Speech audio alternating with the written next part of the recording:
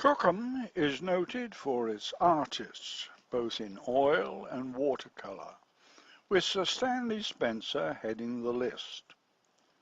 There was, however, another artist whose work can still be found if you keep your eye open as you walk around the village.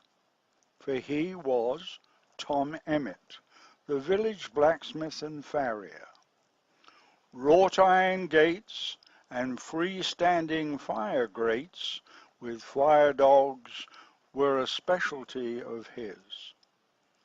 From a sketch which his customer had approved, he would chalk out the design on the forge floor.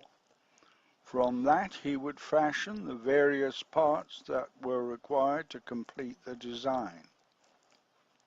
Oxyacetylene and arc welding were not on his list of tools, for he would heat 2 pieces of wrought iron and then with the same temperature and would then beat them together as one. As a farrier, he would make sets of shoes ahead of time so that working farm horses could get back to work with the least delay. Farm horses were reshod about every 6 weeks, except when a horse would cast a shoe, but that was very rare with Tom's workmanship. The boys of the village used to love to watch Tom at work and to pump his bellows for him. I can still hear him now saying, "Not too hard there, boy.